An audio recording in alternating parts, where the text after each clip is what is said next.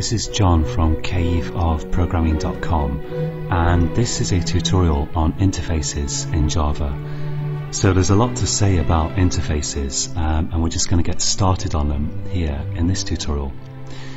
So let's say I create a class here. I'm going to create a new class, and I'll call it I don't know, I'll call it machine, and I won't give machine any methods for the moment, but I'll create another class here, new class, which I'll call person.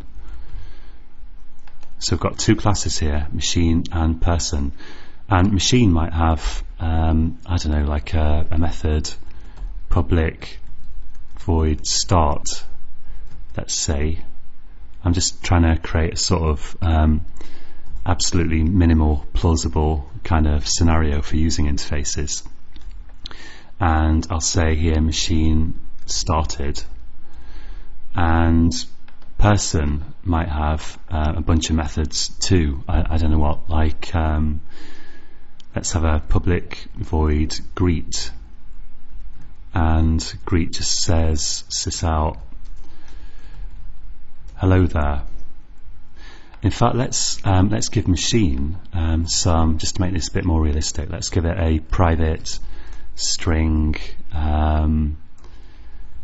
maybe a private int ID equals 7, and let's give person a private string name. And I'll also give person a constructor. I'm going to right click my class file here and go to source. I'm going to go to generate constructor using fields, tick name, and click OK, and that will generate a constructor for me that sets the name and also calls the super constructor, which I don't need, so I'm going to get rid of that, because person will actually be a child of the object class secretly, because all classes are in Java. But anyway, now I can use these two classes, of course. I can say machine mac1, let's say, equals new machine, and machine's just got one method at the moment, so I can say mac1 dot, well, these are actually inherited from the object parent class, but I can call start, which is the method that I defined for machine. And to create a new person, let's say person1 equals new person, and person's got this constructor where you have to pass in the name, because that's what I just defined. I can say person1 dot greet, for example. Whoops, not equals. I want to call person1 dot greet. And so the point is that machine and person are just two completely different arbitrary objects with nothing in common. But now supposing I thought, okay, both machine and person should have a method called, let's say, show info. So for some reason I've decided that, okay, machine and person are nothing to do with each other, they're not the same kind of thing, they don't have a common parent class or anything like that, but I've decided that they should both have a method called show info. Java gives me a kind of mechanism to kind of formalize that, and this is one thing you can use interfaces for. So let's right click in my project here. I'm right clicking the default package, but I could also just right click the project folder, it doesn't matter here, and go to new, and instead of going to new class, I'm going to go to new interface, like this. And creating an interface is pretty much the same as creating a class, so I'll give it a name which should start with an uppercase letter, and I'll call this interface info, and I'll click finish. And I'm going to give this interface a method, so I'm going to say public void show info. I'm not going to pass the method any parameters, although I certainly could do. And the important thing is I'm not going to define a method body. Like I could in a class, I'd define something like, I'd open a bracket, curly bracket like that, and put a closing one in and define code in here. But interfaces don't have any code, so they don't even have these curly brackets. All they have is the header of methods. This is the header, and that's all they have. No curly parentheses. So I define this show info, and what I can do with that is, let's say I go to machine, I can say machine implements info, like that. And if I do that without doing anything else, I'm going to get an error here. And if I look at the error, click on it, and go to add unimplemented methods, and I could also type this by hand. What saying implements info does is it forces you to have all of the methods with the headers that are specified in this interface. So I said, okay, if something implements in the info interface, it's got to have a method public void show info. And now Eclipse has just filled in for me the body of this method public void show info. And this override annotation here, this is optional, but that's just checking that this really is an override. But I could delete that, I don't need it. I'll delete this comment. And let's put something in here. Let's make it do something like sysout machine ID is, and I'll say plus ID. Now we could do the same with person. I could say person implements info, and again the error comes up, and let's go to add unimplemented methods. And in person I'll say sysout person name is, and let's just output name there. So I'll leave that there. As I say, it's optional. Now the great thing about interfaces are, so far we're just saying that an interface is like it's kind of like a text contract, really. The way we've used it so far, it's just like a thing that says, okay, if you implement this interface, which could have any number of methods in with different return types, different parameters, different names, and so on, if you say implements that interface, then it's got to have the methods that you've specified here. So it's just kind of like a textual contract from that point of view. And by the way, a class can implement any number of interfaces. You can have a list of interfaces separated by commas here, as many as you like. And of course you can separately to that make a class extend some parent class, as you saw in the last tutorial. But class can only extend one parent class, whereas it can implement lots and lots of interfaces without number.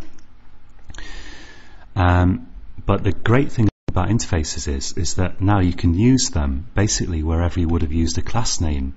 The only place you can't use an interface is when you do new, because when you do new, you're actually allocating memory to store kind of variables and methods, I suppose. I'm not really sure how it works.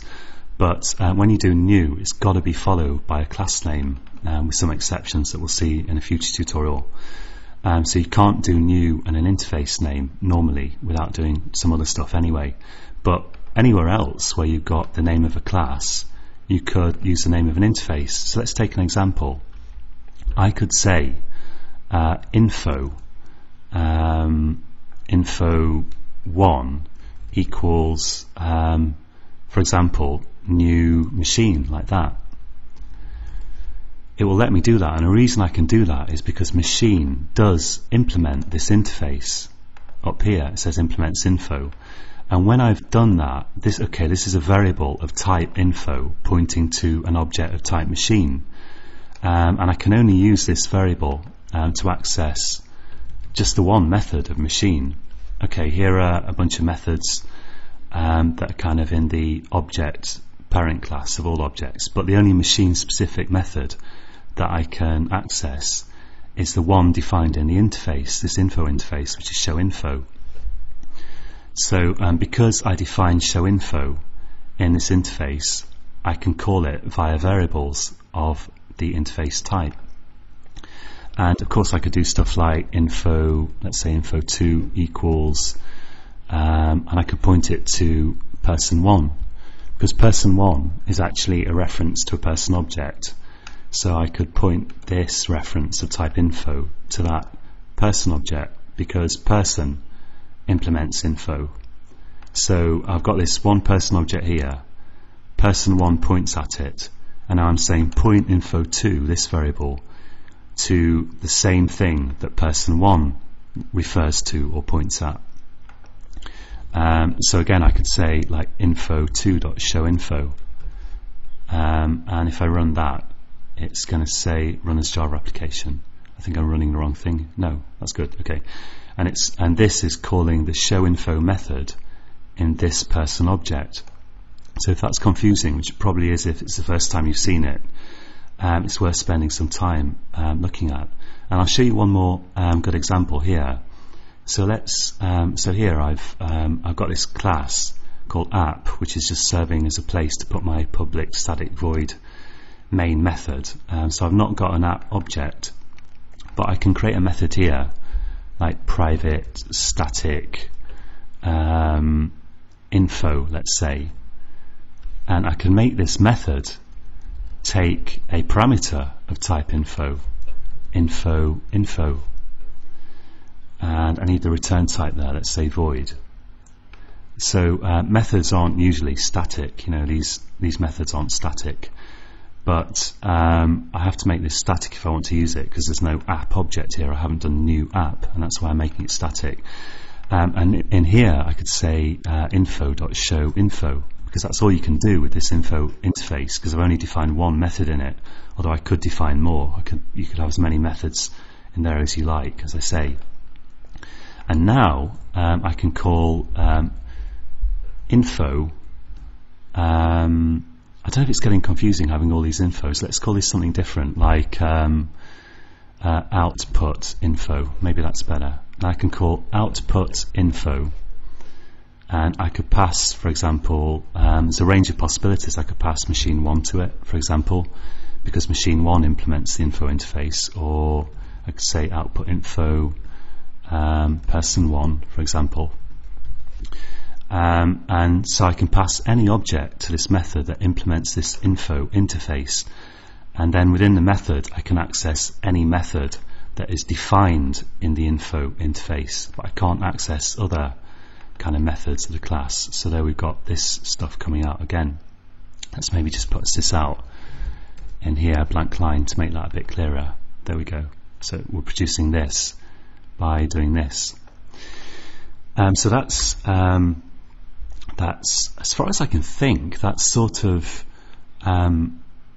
almost all there is really to interfaces, to the mechanics of interfaces.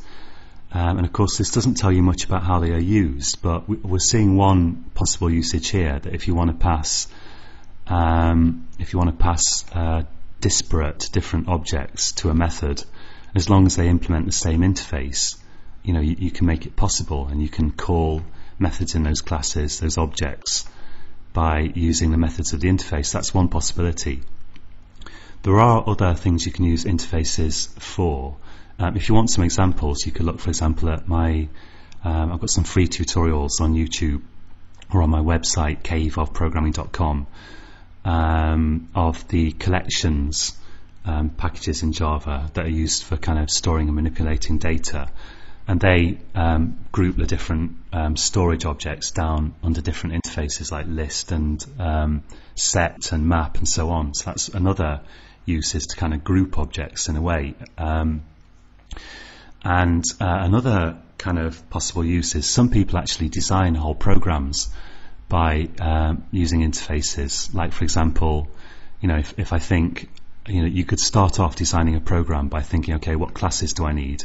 And then I'll say, let's say I want to have a class, not a class, well, let's say I'm going to have objects that all, for example, have methods like start and stop. I could do stuff like new interface, and I could call this, like, I don't know, startable, for example. So I just stands for interface, which you could use if you want to make it clear that it is an interface. And then you can start defining stuff like public void start here and public void stop, and these could have parameters if you want, and so on. So some people design whole programs like that, and they create the interfaces first, so that you're defining how the objects will interact with each other, and then you just create objects that implement those interfaces, which is, I don't know the name for that technique, but it's a perfectly reasonable thing to do. And now there's just one more thing that I wanted to say, which has almost slipped my mind. Let me think for a second. Okay, got it, yeah. What I wanted to say was just like, there's this really, I think it's a really nice analogy that I thought of for interfaces. So I'm not going to show you any more code now, but if you want like a way of thinking about interfaces that I find useful, you can always think that if you open a bank account, then that's kind of like doing new with a class to create an object. When you open a bank account, usually you look into what bank you're going to use, and you might look at their, I don't know, interest rates, or what kind of perks they give you, or whatever, where their branches are located. You kind of look into the bank and think about it. But after you've opened a bank account, then you sort of no longer really think about the particular bank. You just expect that the bank will have certain facilities that every bank has, like facilities for withdrawing money, for paying money in, I don't know, for cashing checks, all this kind of thing. So the facilities that the bank has are kind of like the things that you specify through the interface. And you only have to think about particular objects when you do new. So if you look at this example, for example, I'm saying info1 equals new machine, and by doing that, I no longer have access after this to machine specific methods except for the ones that I define in my interface. And I could have done info1 equals new person or something, and then I would have had access to the show info method in person. But it's kind of like sometimes you only care about what particular kind of object you're creating here when you do new, and after that you just care about what methods the object has. You don't worry about the type of it anymore, and you access those methods through the interface. That's kind of just one way of working. It's not how you always work. But I like this analogy because if you look, for example, at the Java collections, you'll have the list interface, and you only think about what kind of list you're creating when you do new list, and new array list, new linked list, or whatever. And then the details, of the particular type of list, you sort of then slightly forget about, and you access that object through the interface methods, and all lists have kind of the same methods like add and remove and so on. So I don't know if that analogy helps, but if you do look at Java collections packages, I think it does kind of help to think, you're only going to worry about the particular type at the time when you create it, and later on you just worry about the interface, the actual methods that it has, which could be the same for a whole variety of different objects. Anyway, I'll leave it there because I'm waffling, and in the next tutorial we're going to look probably at packages in Java. So join me again then, and this code will be on caveofprogramming.com, and so join me again next time, and until then, happy coding.